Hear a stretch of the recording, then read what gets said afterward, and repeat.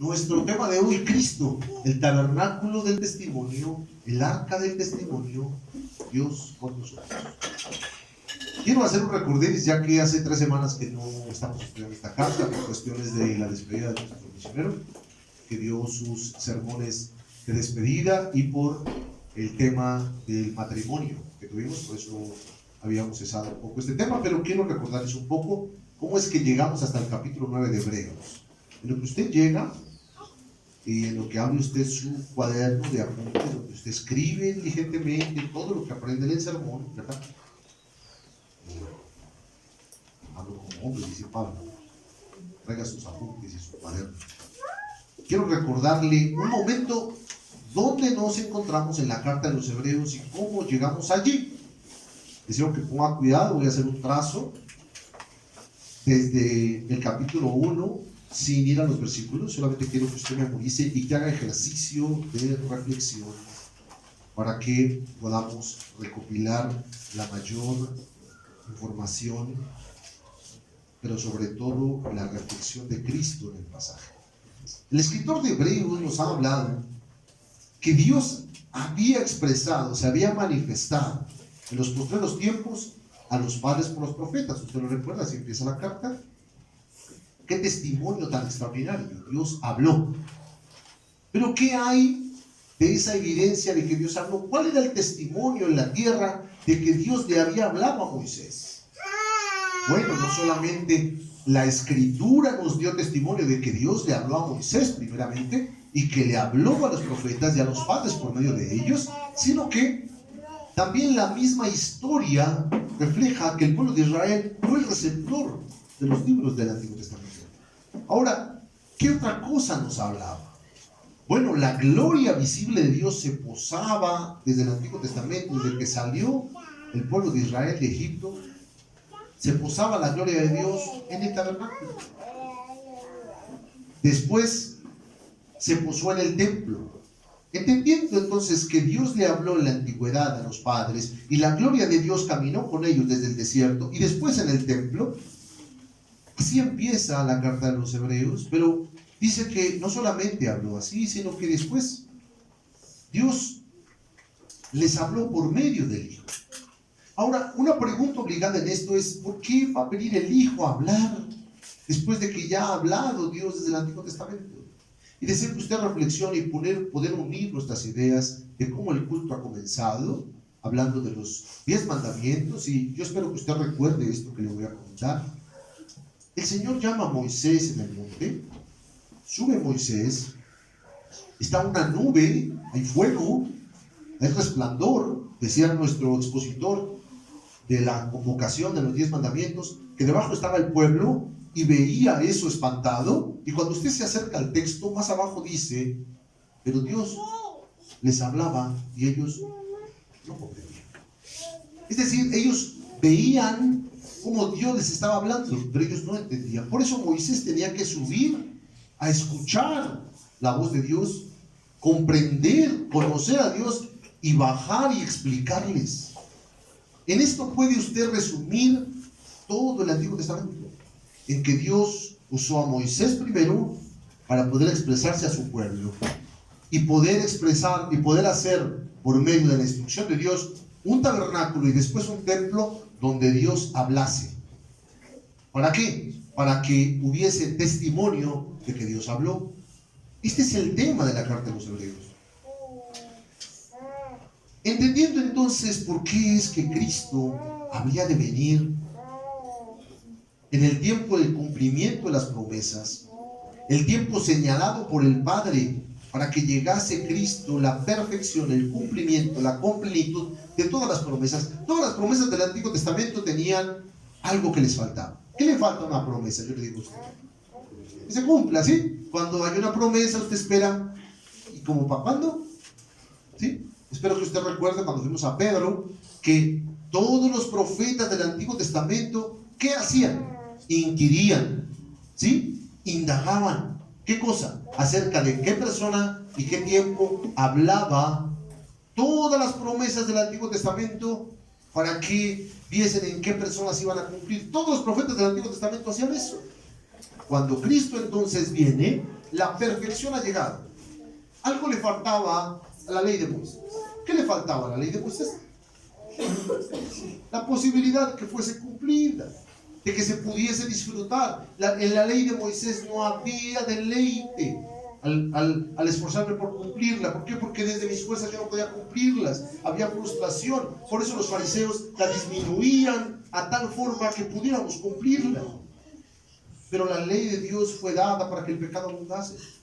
Una vez venido Cristo y habiendo sido cercanos nosotros por medio del sacrificio de Cristo, entonces nosotros podemos disfrutar de la ley. Porque la ley se hizo disfrutable por causa de la obra de Cristo, porque Él fue el que nos perfeccionó, es decir, nos completó, nos llevó el escalón faltante para poder ver con plenitud y caminar en la ley preciosa de Cristo y alimentarnos diligentemente de ella. Hermanos amados, ya no por intermediarios habló Dios, sino por medio de Cristo. ¿Quién es Cristo? Preguntamos. La gloria del Dios invisible, el primogénito de la creación, la segunda persona de la Trinidad, se tabernaculizó, habitó entre nosotros. Es importante esto, porque estamos en el capítulo 9, que es el corazón de la carta de los Hebreos, donde nos va a decir, no solamente, como el escritor nos explicó ya, que Cristo es mayor que los ángeles. Usted recuerda que lo vimos en el capítulo 1. Cristo es mayor que los ángeles, y que a ningún ángel Dios le dijo, mi hijo eres tú. Esto nos hace entender que el ángel de Jehová del Antiguo Testamento manifestado era Cristo, mostrando porque Él era el único que aceptaba adoración. Vimos también en la gloria de Cristo que era, al venir hoy, al venir en el tiempo de su venida, era la gloria de Dios tangible. Porque anteriormente la gloria de Dios en el tiempo de Moisés en el Antiguo Testamento solamente se veía la gloria de Dios, pero no se podía palpar. Yo no quiero hablar solamente de una figura física, sino que ahora es cercano. La gloria de Dios en Cristo se nos ha hecho cercano, como dice el escritor en 1 Corintios 13, para que nosotros seamos transformados de gloria en gloria por el Espíritu del Señor. Entiendo, hermano amado, entonces, que el escritor nos ha explicado que no solamente Cristo es mayor que los ángeles, sino que incluso lo inconcebible es mayor que Moisés. Vea usted y dígale eso a un judío hoy en día, si no lo escupe o lo golpea. Cristo mayor que Moisés. ¿Cristo mayor que Moisés? Sí, Señor. Porque no era Moisés el que fue el edificador del pueblo de Israel, sino que era Cristo en Moisés. Decimos entonces también que el escritor de la carta a los Hebreos nos enseñó que incluso Cristo es mayor que David. Si no fuese suficiente que fuera mayor que Moisés, es mayor que David. ¿Por causa de qué?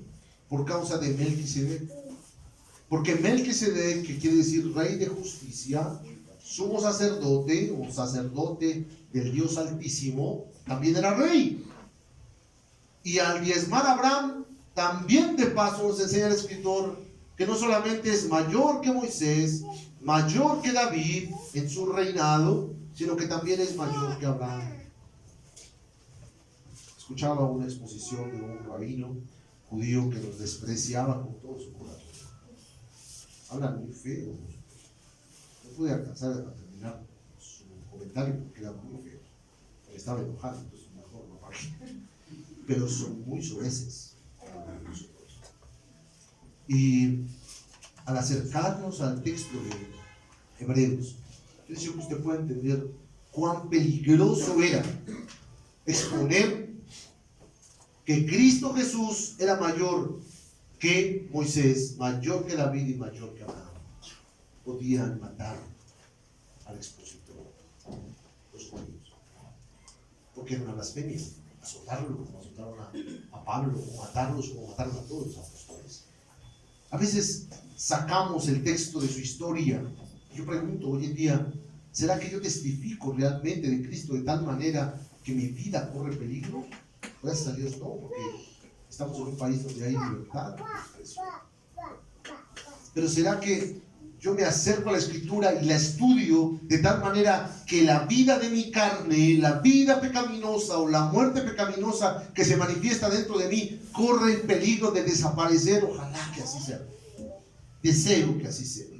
Que cuando me acerco a la Escritura y pueda yo encontrar a Cristo, pueda mirar a Cristo como superior a cualquier ángel, a cualquier Moisés que instituye, a cualquier reinado en mi carne, en mis miembros.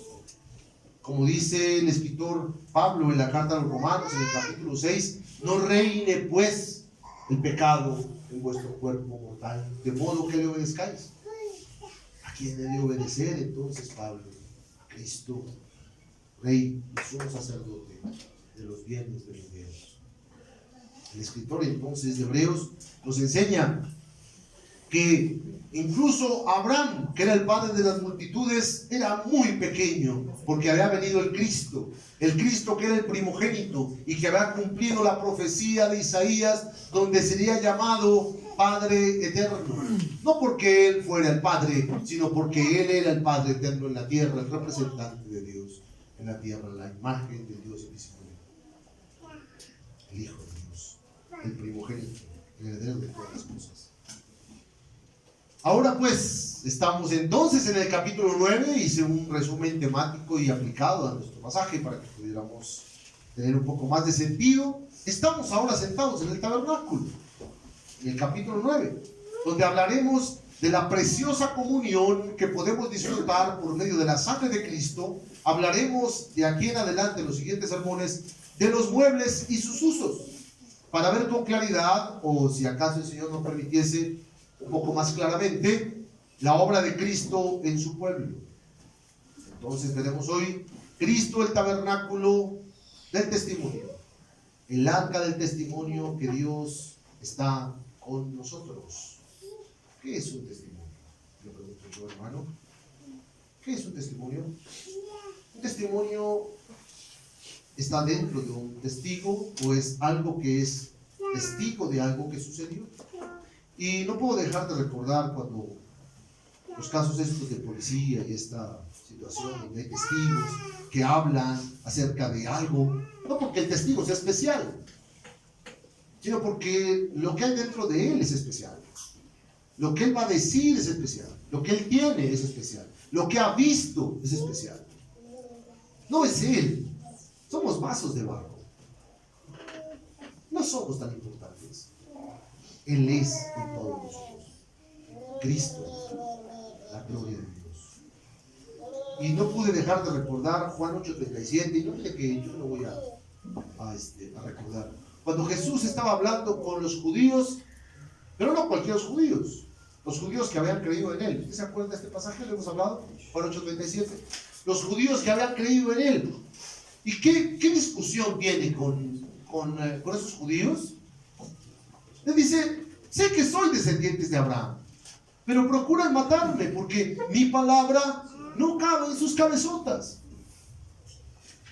Digo, para hacer un poco de énfasis respecto a... no cabe en vosotros. Yo hablo, y él dice yo hablo lo que he visto acerca del Padre, y vosotros hacéis lo que habéis oído.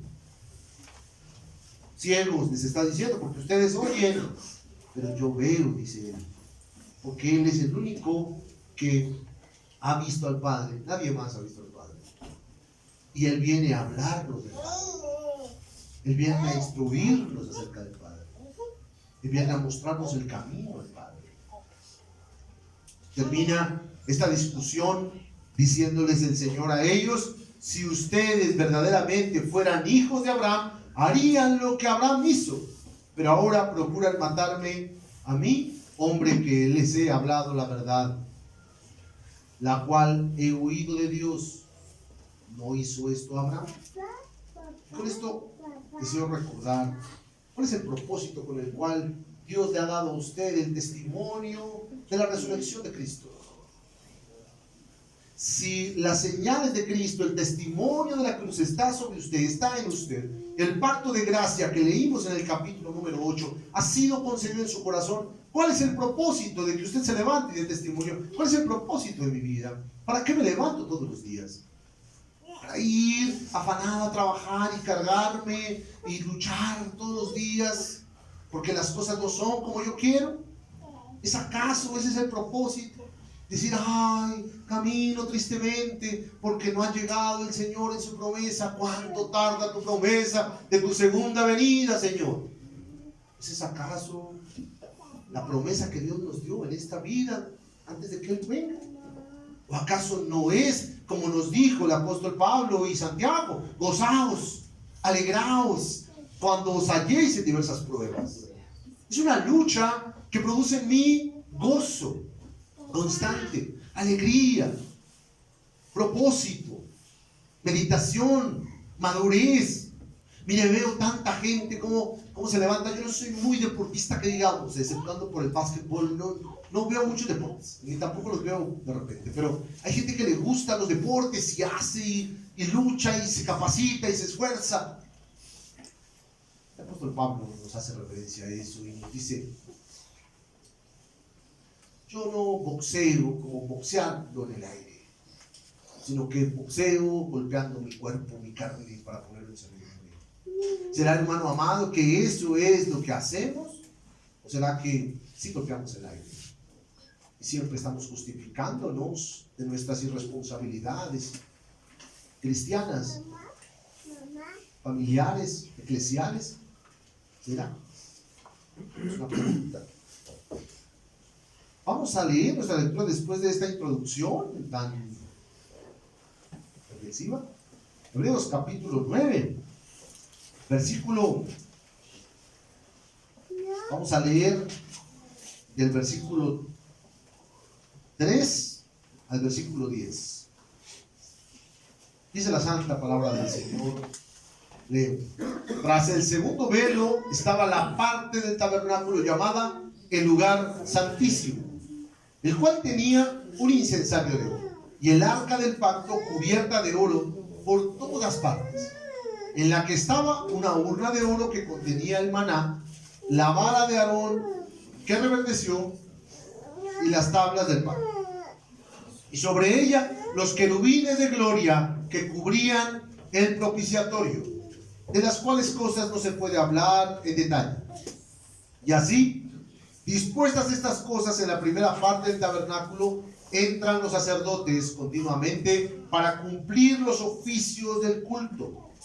Pero en la segunda parte, solo el sumo sacerdote una vez al año, no sin sangre, la cual ofrece por sí mismo y por los pecados de ignorancia del pueblo, dando el Espíritu Santo a entender con esto que aún no se había manifestado el camino al lugar santísimo, entre tanto que la primera parte del tabernáculo estuviese en pie, lo cual es símbolo para el tiempo presente, según el cual se presentan ofrendas, sacrificios que no pueden hacer perfecto en cuanto a la conciencia al que practica ese culto, ya que consiste solamente en comidas y bebidas de diversas abluciones y ordenanzas acerca de la carne, impuestas hasta el tiempo de reformar todas las cosas.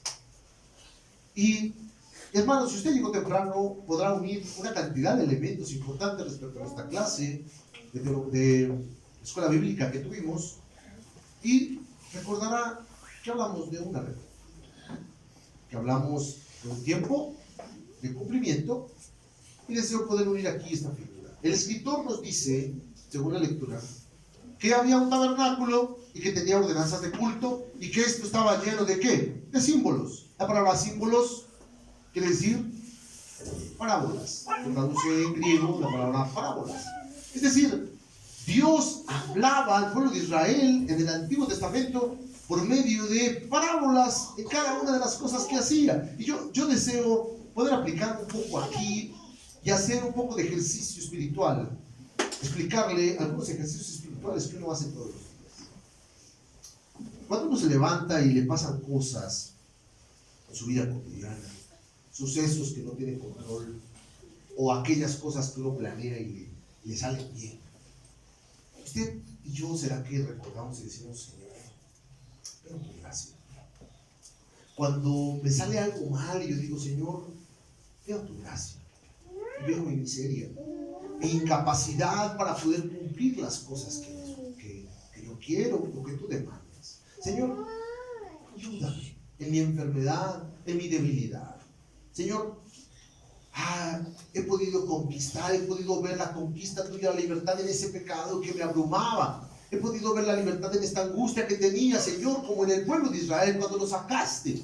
Señor, yo recuerdo en mi lectura devocional de esta semana, Señor, recuerdo cómo hiciste con el pueblo de Israel. Así estás haciendo conmigo hoy. ¿Será, hermano amado, que el Señor también nos habla cotidianamente por causa de que no nos acercamos a la Escritura con cosas externas? ¿Será que el pueblo de Israel desde el Antiguo Testamento, siendo hablado por medio de parábolas o de símbolos, de todas estas lineamientos que seguían, será que a veces a mí, por causa de mi carencia de vida devocional, Dios tiene que hablarme de muchas formas por mi responsabilidad cristiana? No lo sé, a veces sí pasa. ¿Será? El escritor en la carta a los Hebreos habla de dos partes, el lugar santo y el lugar santísimo. Habla del tabernáculo y habla de un mueble particular al cual hoy nos referimos un poco, que es el arca del pacto. Entendamos primero entonces cómo fue dado el tabernáculo, en qué momento y el orden en el que fue dado los muebles. Acompáñenme por favor a Éxodo 20.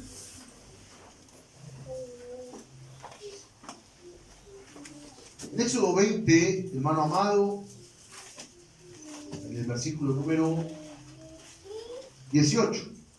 El pueblo estaba observando el estruendo y los relámpagos y el sonido de la bocina y el monte que humeaba. Y viéndolo, el pueblo tembló y se pusieron de lejos. ¿Qué hacía el pueblo? Miraba.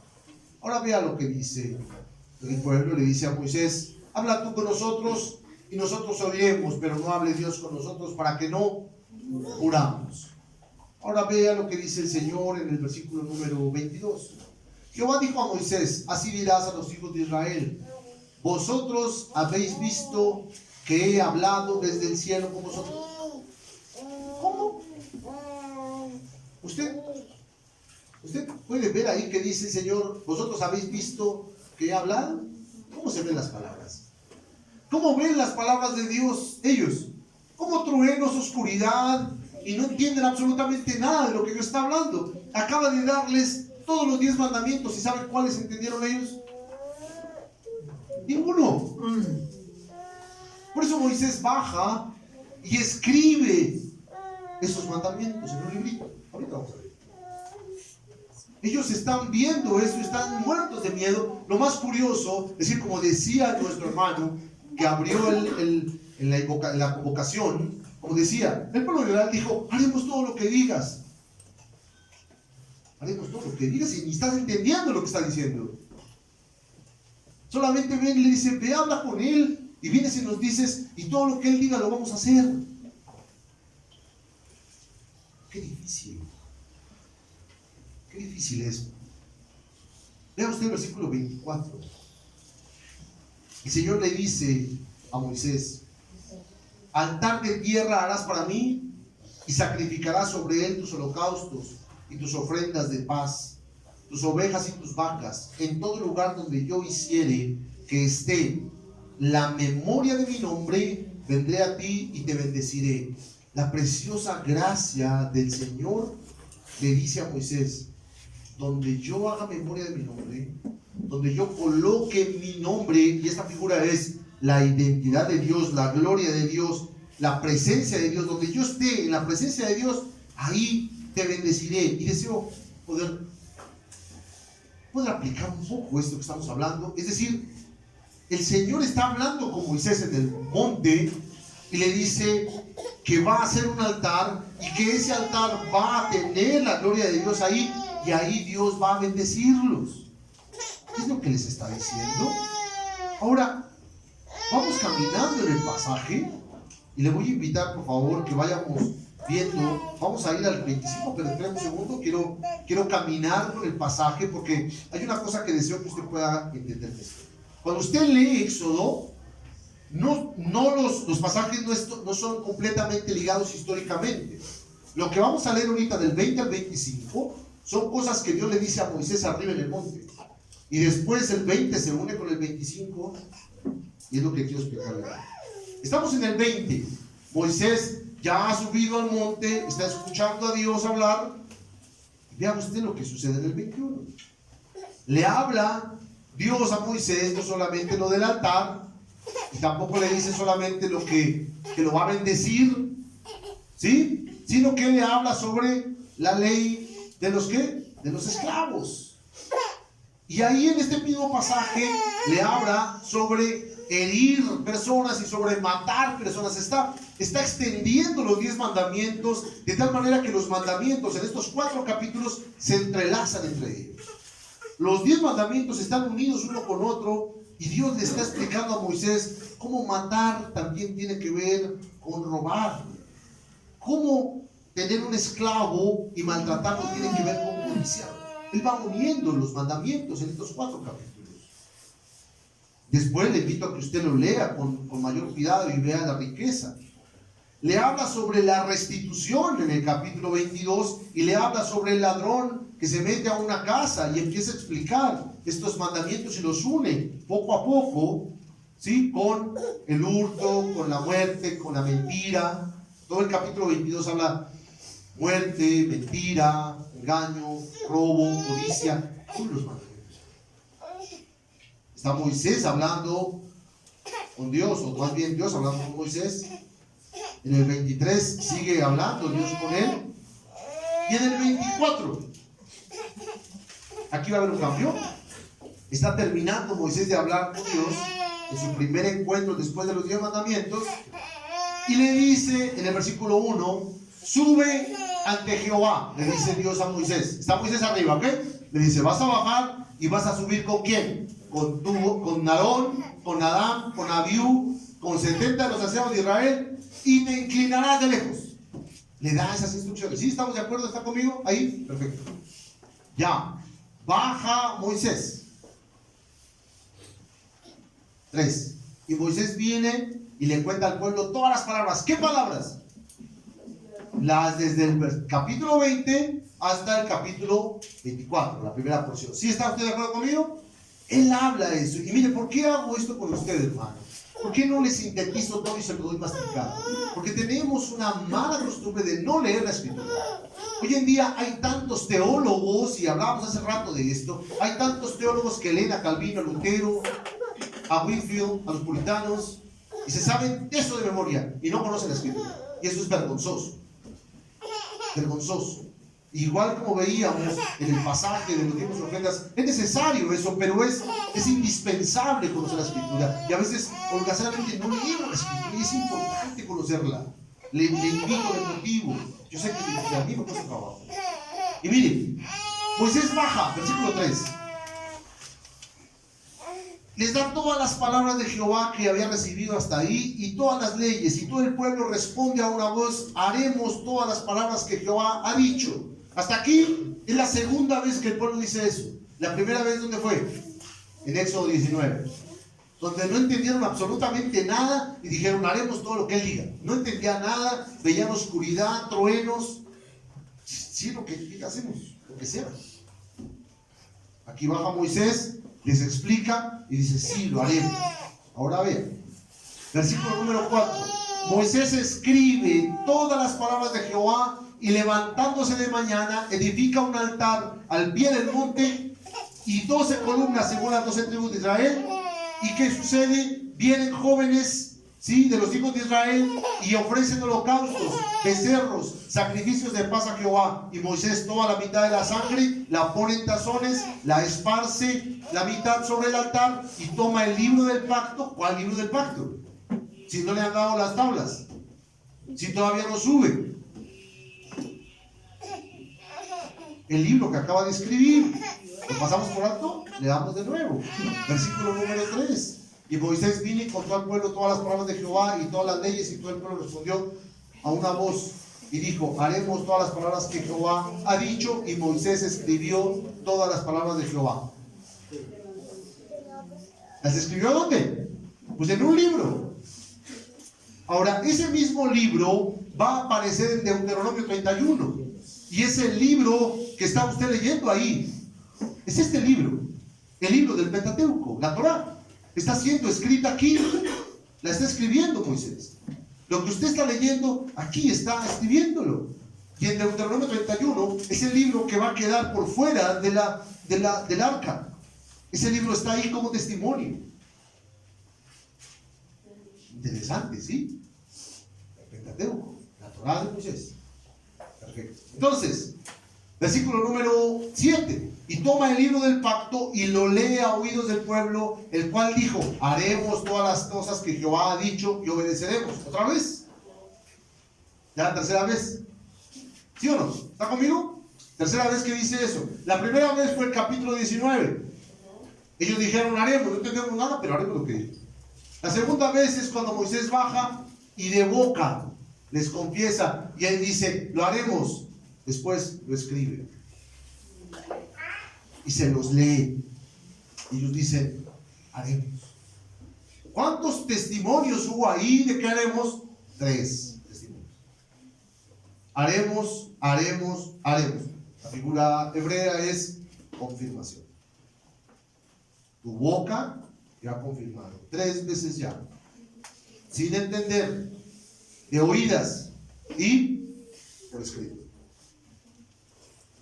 Eso es importante para mí.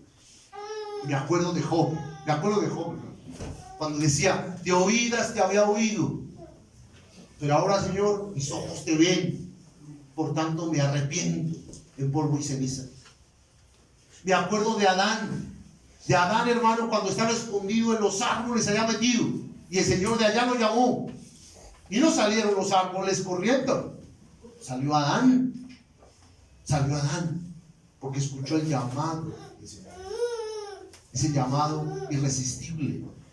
A veces me pregunto: ¿cómo puede ser posible, Señor, que tú llamándome constantemente a arrepentimiento, sea yo tan necio, Señor? A veces en mi necedad me empecino por tener yo mi voluntad y terco, me aferro a mis deseos. Señor, ayúdame, Señor. Versículo 8. Moisés toma la sangre, la rocía sobre el pueblo y le dice: he aquí la sangre del pacto que Jehová ha hecho con vosotros sobre todas estas cosas.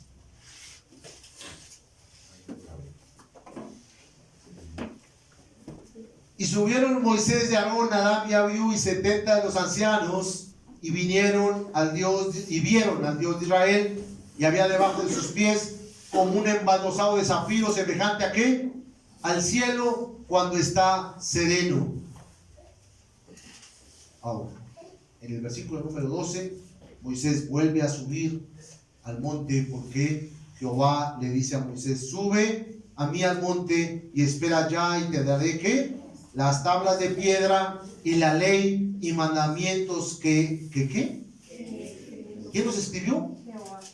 Ay, o sea que Moisés escribió unos abajo y Dios escribió unos arriba y se los va a dar. Sí, ahora ponga cuidado. Deseo que podamos entender hasta aquí. Este altar que formó Moisés ahí, ¿quién le dijo que lo levantara? Dios. ¿En qué capítulo? En el 20. ¿Se acuerdan? Levantarás altar de tierra, y ahí ¿qué? Ahí, y donde yo esté mi nombre, ahí te bendeciré. Ese es el principio. El principio es que donde esté el nombre de Jehová, ahí habrá bendición. ¿Qué quiere decir bendición? Podemos entenderlo desde la boca del apóstol Pablo, cuando refiere en la carta de los Efesios que con bendición espiritual nos bendijo desde antes de la fundación del mundo en Cristo, en las alturas. ¿Qué es bendición? Todas las palabras que Dios ha dicho que vivamos, que experimentemos, todas las cosas, todos los eventos, todas las situaciones, su día, su provisión, su despojo, todo lo que Dios ha determinado sobre usted está escrito, hermano amado, que usted vivirá. También entonces mi pecado, Dios decretó que yo peque irresponsablemente, hermano. No, Señor. Las bendiciones del Señor han sido concedidas, y aún en su pecado Dios ha concedido bendecirlo en corrección y disciplina, y a mí, por causa de mi necedad. ¿Cuánta necesidad tengo de que la bendición de Dios venga sobre aquellas cosas en las cuales aún lucho? Dios dijo que su testimonio estaría ahí en mí y me corregiría, pero me sostendría. De ninguna manera sería yo consumido, sino que el testimonio que está en mí permanecería, porque es Cristo quien está en nosotros sosteniéndonos, hermanos. Con este punto deseo que caminemos al siguiente capítulo para que usted vea. Ya está Moisés en el monte, ¿sí? Ya está en el monte, subió. ¿A qué subió? Por la ley que escribió Moisés, las tablas de piedra, los mandamientos, los lineamientos, ¿sí? Ya escribió abajo, dejó un librito, ¿sí? Que les dejó por testigo y se vio el pacto. No lo saben completo, está incompleto todavía. Ahorita va a subir a recibir la otra parte, pero ya recibieron unas pequeñas instrucciones, una especie ¿cómo se dice? Compromisos, ¿sí? Que están abajo. Después usted lo lee, se queda allá Aarón y Hur, se quedan abajo los dos, ¿sí? Ahora el 25, ya está Dios arriba.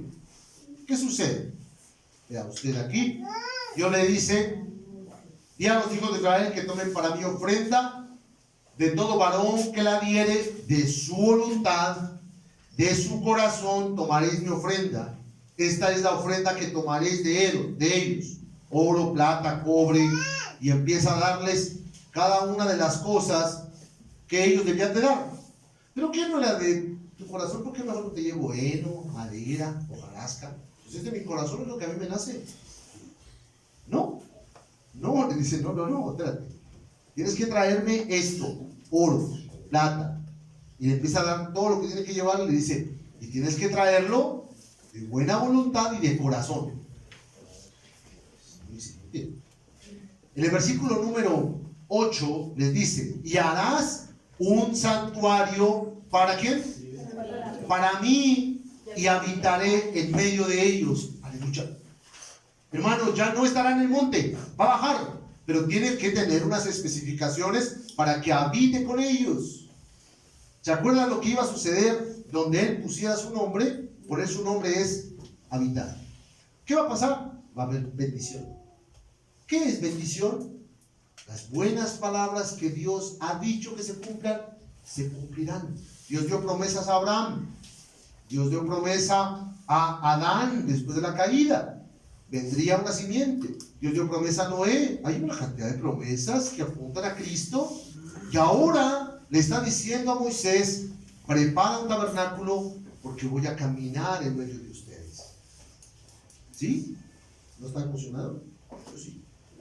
En el versículo número 9 le dice: conforme a todo lo que yo te muestre, el diseño del tabernáculo, el diseño de todos sus utensilios, así lo haréis.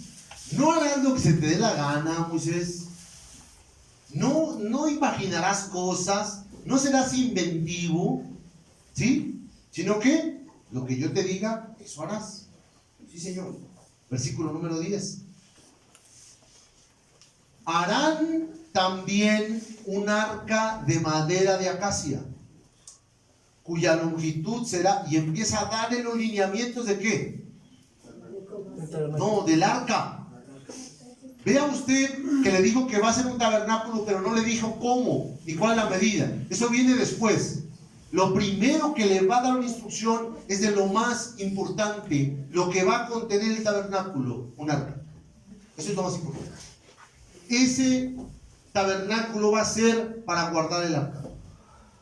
La menorá, que es la lámpara, va a ser para servir al arca.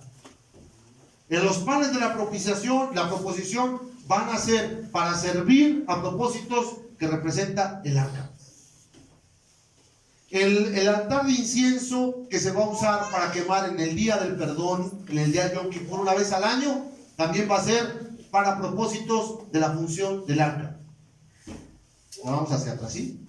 El lavamiento del lavacro va a ser para propósito de que el sumo sacerdote pueda entrar a servir en el arca. El altar de bronce ¿sí? Donde se van a matar los animales, donde se van a quemar, donde se va a derramar la sangre y todo esto va a ser para que el sacerdote, después de lavarse, de haber hecho el servicio, entre a arca. Lo más importante, trascendental, es el arca. ¿Qué tipifica el arca? Y tiene muchos elementos aquí, no vamos a ver uno por uno. Si usted recuerda nuestros devocionales de Éxodo, usted puede regresar ahí y ahí ve más claramente las figuras. Pero aquí deseo que nos quedemos en algo. Vea usted cómo le dice el Señor en el versículo número 16, después de que le dice cómo va a ser armada y todo, le dice que en el arca va a poner el testimonio. El testimonio que yo te daré. ¿Se acuerda que aquí subió Moisés? ¿A qué subió? A darle leyes que ¿quién escribió? Que escribió Dios. Él las escribió. ¿Qué quiere decir esta palabra, testimonio? El testimonio que Dios le había dado. ¿Qué quiere decir testimonio? Grabación, ¿sí? Cincelado, testigo. Dios le ha dado, Dios le va a dar a Moisés, no se les ha dado, pero le dice, vas a hacer esa arca y vas a meter ahí lo que yo te dé en esa arca. Y le dice, pero no va a quedar expuesta, versículo 17, harás un propiciatorio. ¿Qué es propiciatorio? ¿A usted le parece esa palabra conocida? La palabra propiciatorio en el Nuevo Testamento cuando habla de propicio, ¿sí? ¿O no? ¿Sí?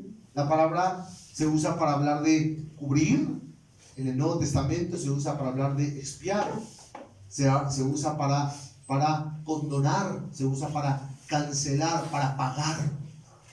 Esta figura del propiciatorio es una tapa que va a ir sobre esa caja, que va a contener ahí el testimonio de Dios, de que Dios estuvo con Moisés, de que Él sí habló verdaderamente, que lo que dice la carta de Romanos, que Dios habló, sí es cierto, y estaba testificado dentro de esa arca, pero no solamente era un testimonio visible que aterrorizaría a las personas, sino que traería una tapa que esta sería para expiación y perdón.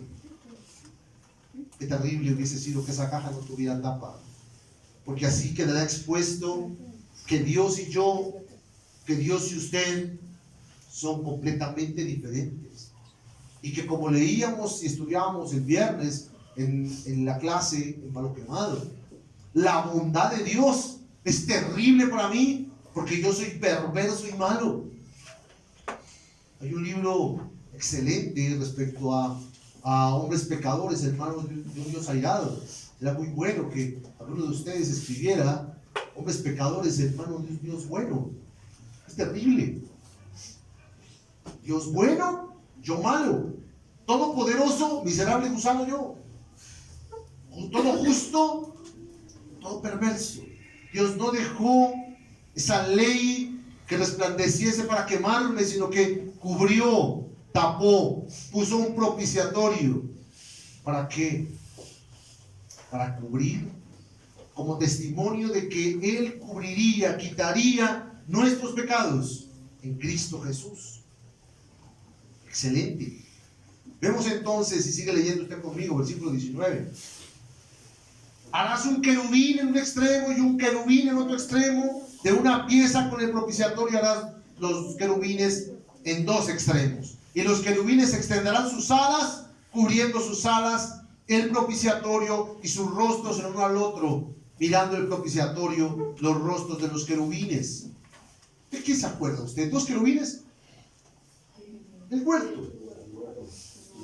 Fueron dos querubines puestos en el huerto, que guardaban ¿qué? El camino al árbol de la vida. Esta figura aquí. Pero ya los querubines no están resguardando, sino que ahora los querubines están viendo el propiciatorio donde habría la sangre. Ahora ellos estaban viendo la sangre. Ahora ellos mirarían la sangre y cómo Dios había perdonado.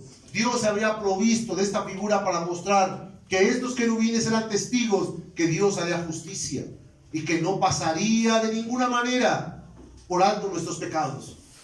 ¿Por qué acaso yo vivo como si mis pecados que ahora practico, como el no congregarme, como el no hacer mi vida devocional, como el no tener una vida consagrada al Señor y el ser responsable en mis responsabilidades cristianas, como si eso no fuera pecado? Y pienso que Dios pasa por alto esas cosas. No entiendo que yo soy el afectado, y esos testigos, esos que están ahí en figuras, son también los ángeles que son testigos que Dios corrige a su pueblo, porque hay un juicio sobre nosotros para preservación, no para condenarnos. Pero qué terrorífico es saber ello. Dice entonces el escritor que estos querubines están ahí. Pero antes de esos querubines del huerto del Edén había otros querubines. La palabra querubín viene de una palabra querub, que en hebreo quiere decir protectores, guardadores. ¿Por qué Dios puso dos querubines en el huerto del Edén después de que sacó a Adán y a Eva? Adán y Eva estaban ahí como querubines. Y como querubín no quiere decir que eran ángeles, ¿no? Eran seres humanos, pero la figura era que ellos debían labrar y guardar el huerto. Ahora los saca ahí, los pone para que no regresen. Terrible. Versículo 21 les dice: pondrás el propiciatorio encima del arca. Gracias, Señor. Y en el arca pondrás el testimonio que yo te daré. No se lo ha dado. Y de allí me declararé a ti y hablaré contigo de sobre el propiciatorio, de entre los dos querubines que están sobre el arca del testimonio, todo lo que yo te mandare para los hijos de Israel. Yo deseo poder entender esto, hermano. Moisés, está ahí escuchando al Señor, no entiende, está viendo cosas que no alcanza a comprender, y le dice: haz un arca, vas a meter el testimonio que yo te voy a dar, no lo vas a dejar expuesto, ¿sí? Vas a tapar y vas a hacer unos querubines, y de ahí yo te hablaré, yo tendré comunión contigo. ¿Sí ve el propósito del tabernáculo y del arca? Tener comunión con los pueblos, tener comunión con el pueblo de Israel, hablar con el pueblo de Israel. Dios es un Dios de cerca, un Dios cercano, quien quiere tener comunión con su pueblo. Y Él dice: me proveeré para poder estar cerca de mi pueblo, al cual amo. Y esa arca y ese tabernáculo que es Cristo, Él en su gloria, la gloria de Dios, se estableció en un tabernáculo. Y ese tabernáculo, hermano amado, en el que habitó Cristo, impecable, lo despreciamos usted y yo hasta la fecha en muchas formas. No solamente porque desconocemos la Escritura, sino porque verdaderamente lo que conocemos de la Escritura a veces lo menospreciamos.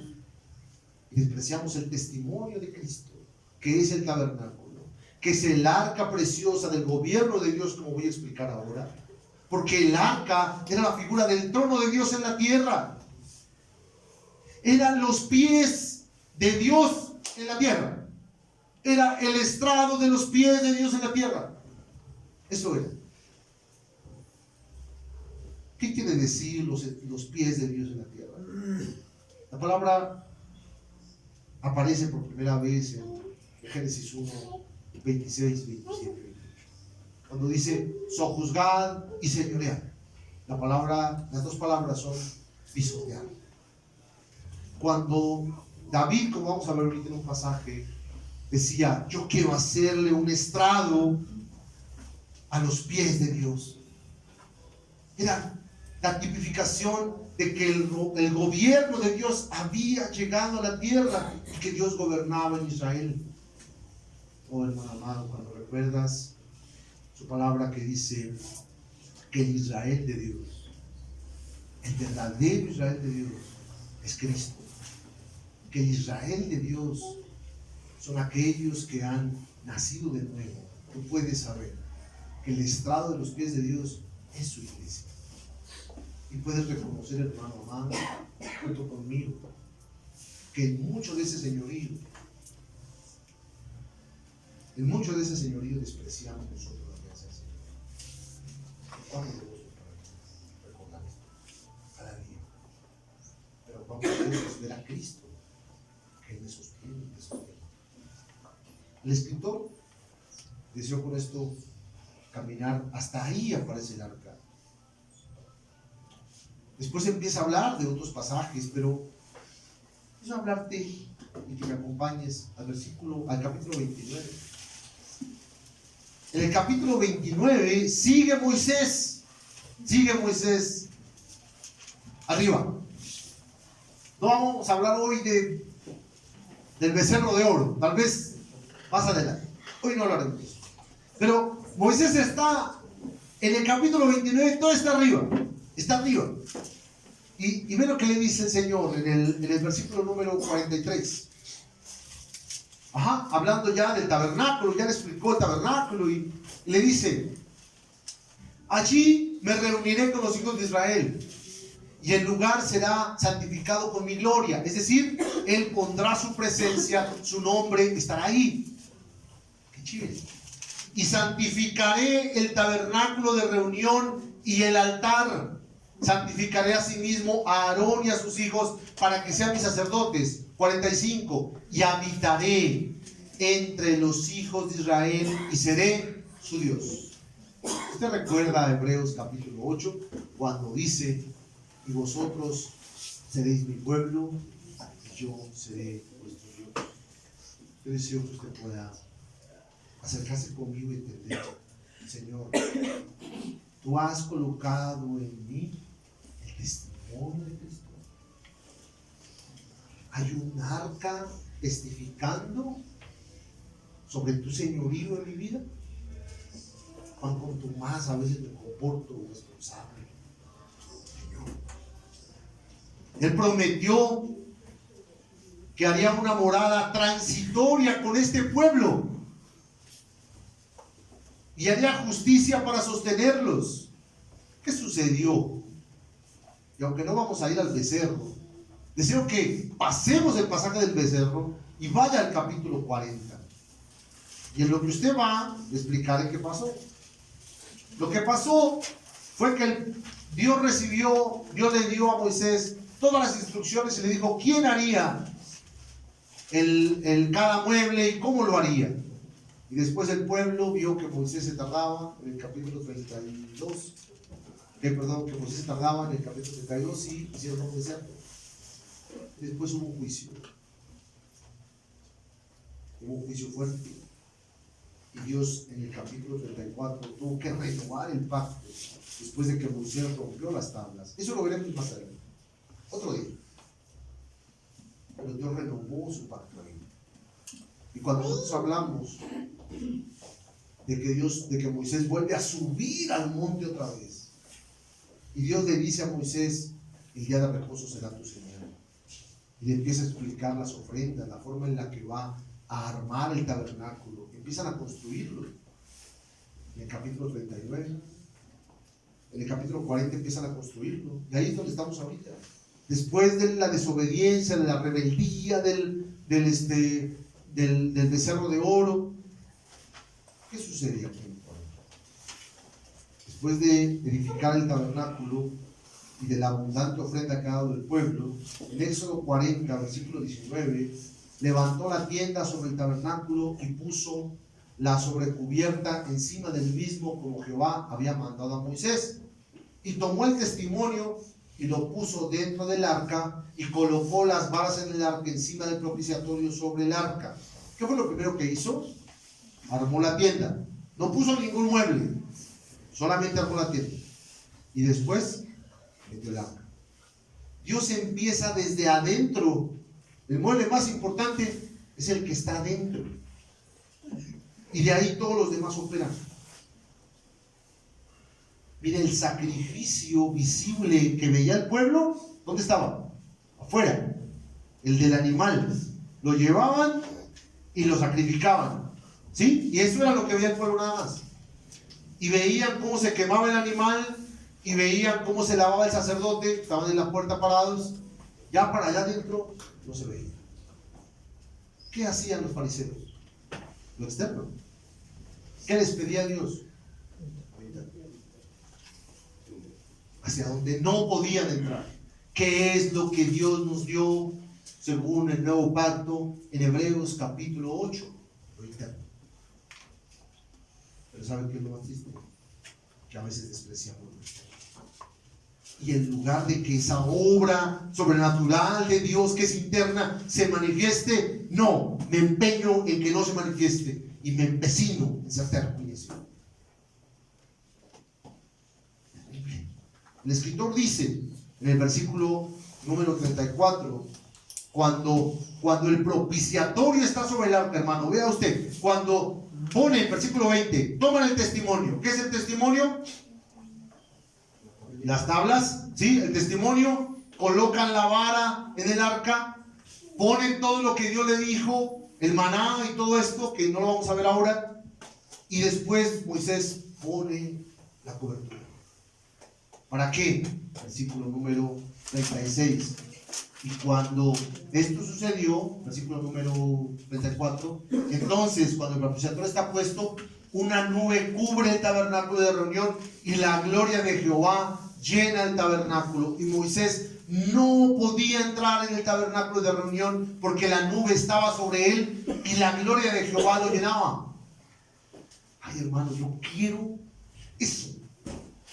Que en este tabernáculo, hermano, esté la propiciación de Dios, que es el perdón, y que la gloria del Señor me llene de tal manera que yo no quepa en mí, hermano. Que no sea yo. Porque todo el tiempo estoy siendo yo, hermano, y es una lucha. Quisiéramos que nuestra congregación no fuéramos los yo, ay, yo quiero, y así, y no, a mí no me gusta, y no, pastor, así, y se quejan de mí, y de ustedes, entre ustedes también, se quejan de ustedes y se quejan de todo. Estoy hablando de otra congregación. Yo me quejo de ustedes, hermano. Estaba leyendo esta semana en Hebreos cuando dice que sus pastores no se quejen porque no es provechoso. Miren, el Señor me habla. No seas quejón, yo me quejo. Usted no cree, yo me quejo de usted. Señor, mira. Ser hermano, y yo me quejo. Y el Señor dice en su palabra, y lo puso ahí, en Hebreos, vamos a llegar. Dice, eso no te aprovecha nada. Y de verdad no me aprovecha, pero a pesar de eso, soy quejón, hermano. No solamente en eso, muchas cosas. Mi esposa es testigo de eso. Soy muy quejón. La paciencia que Dios le ha dado. Somos quejones, hermano. Nada nos gusta.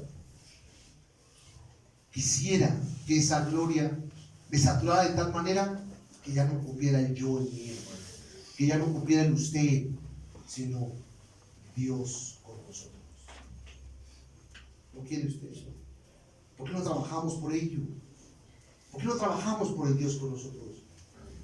¿Por qué no hace su parte? Yo hago la mía y juntos nos ayudamos. ¿Por qué cada uno es independiente? Versículo número 38. Número 37, perdón. Y cuando la nube se alzaba, 36, del tabernáculo, los hijos de Israel se movían en todas sus jornadas. Pero si la nube no se alzaba, no se movía hasta el día en que ella se alzaba.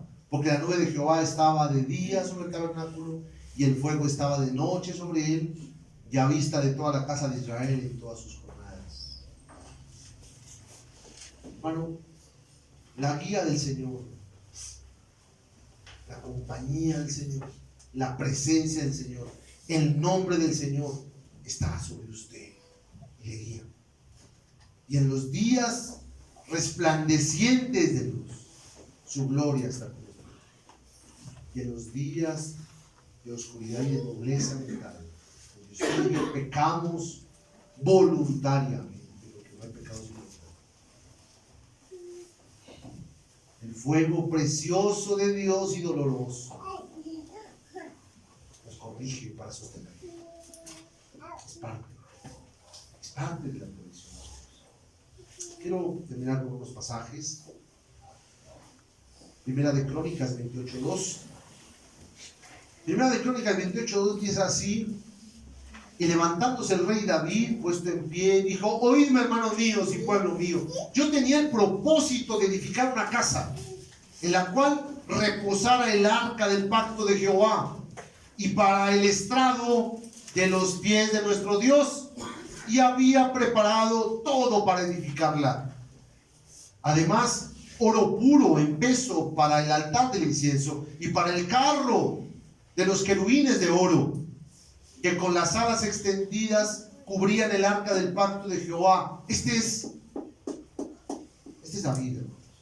Y le invito a que lea el pasaje y el capítulo 7, donde Dios le dice, donde David le dice a Dios: voy a construirte una casa, un templo. Y le dice Natán: ay, sí, haz todo lo que tú digas porque Dios está contigo. Y después Dios va a ver, le habla a Natán y dice: ¿que me va a construir una casa? Y llama la atención de Natán. Y Dios dice: yo voy a hacer una casa de él. ¿Cómo va a ser una casa de él? Y aquí David dice: yo quería hacerle un arca y que el estrado de sus pies estuviera ahí, porque el arca es el trono de Dios. Pero no solamente eso, sino que la tapa, David la llama el carro de Jehová.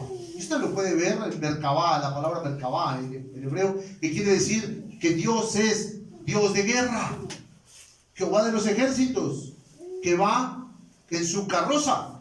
Un hebraísmo hermoso que hace referencia a la tapa del propiciatorio. Esa tapa, ese propiciatorio donde Dios va cabalgando sobre un querubín, ¿sí? Es la justicia de Dios, el juicio de Dios sobre las naciones. El juicio de Dios sobre estas naciones, que aquí por lo menos sabemos 3 naciones. Pero no solamente sobre estas 3 naciones que estamos aquí representados, sino sobre todas las naciones vino el juicio de Dios. Ese es Cristo, que bebió la ira de todos nosotros, que pertenecíamos a diferentes naciones. Pero hay un día terrible donde vendrá el Señor y hará un juicio sobre todos aquellos que le han despreciado y que no forman parte de su pueblo. Hermoso. Primera de Samuel 4:4. Y envió el pueblo a Silo, ¿no? Así. Y trajeron de allá el arca del pacto de Jehová de los ejércitos, que moraba entre los querubines. ¿Cómo? Trajeron el arca del pacto de Jehová. Primera de Samuel 4:4, para los que están viendo. Primera de Samuel 4:4. Envió el pueblo a Silo y trajeron de allá el arca del pacto de Jehová de los ejércitos. Jehová de los ejércitos, que moraba entre los querubines. Y los 2 hijos de Eli, Ofni y Finés, estaban allí con el arca del pacto de Dios. ¿Qué dice que es el arca? El lugar donde Dios mora. El anterior, el lugar donde Dios gobierna. Anterior, el lugar donde Dios habla. Salmo 81. Escucha, oh tú pastor de Israel, tú que apacientas al pueblo de José como a ovejas. Es otra versión, ¿cierto? Tú que estás entre querubines, resplandece. ¿A qué se está refiriendo? Acá. Hermano amado, yo digo, el Señor está manifestándose desde el lugar donde puso el testimonio. ¿Cuál es ese lugar? Su iglesia. ¿Qué pregunta hoy es? ¿Usted es iglesia? Estamos juntos, hermano. Lea conmigo Juan 14:23.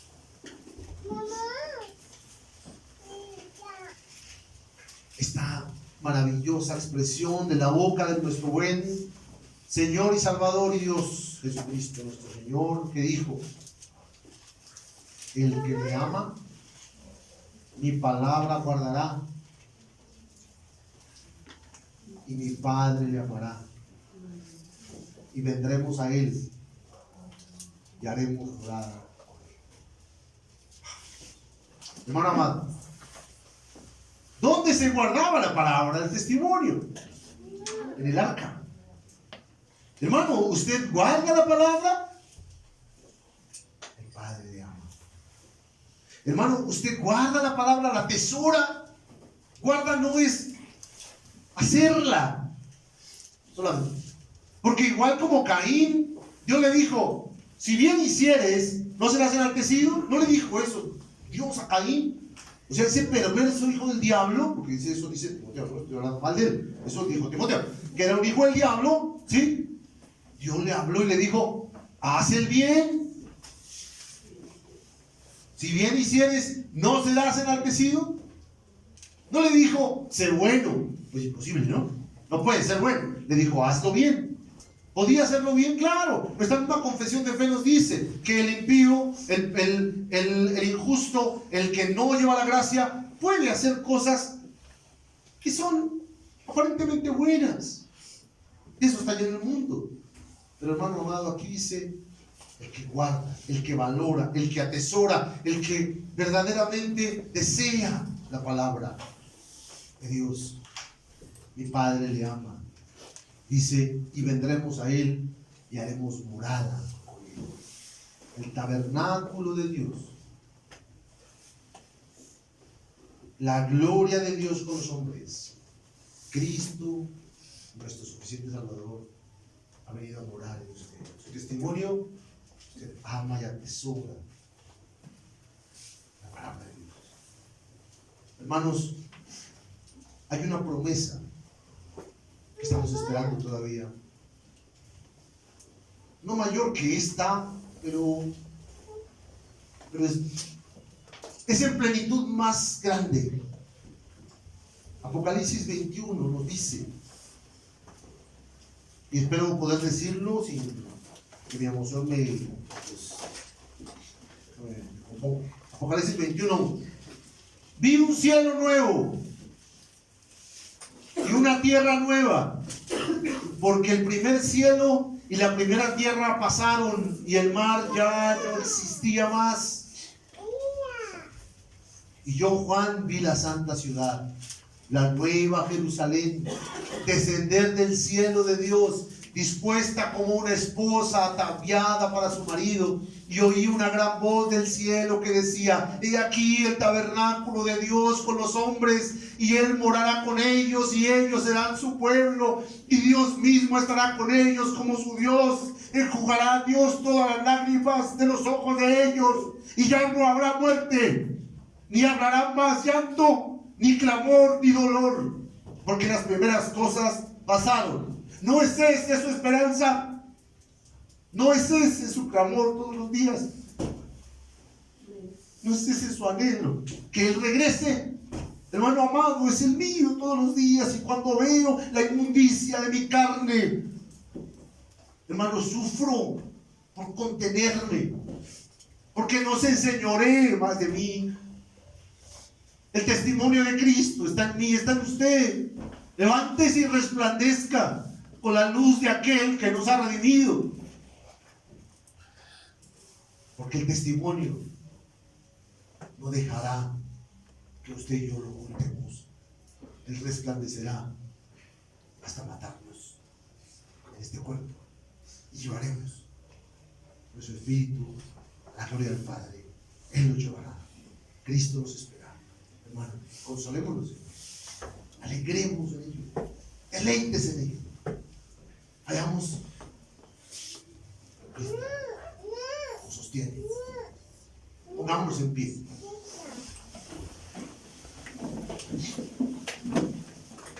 Amado Dios, gracias. Gracias por ser tú, Señor amado Rey, el que nos ha sostenido. Gracias por ser el propiciatorio, Señor, que ponía, Señor, el testimonio para no acabar. Gracias, Señor, por tu precioso perdón. Gracias por venir y morar en medio nuestro. Gracias por tus palabras que se cumplieron en ti, Cristo precioso. Gracias, Señor.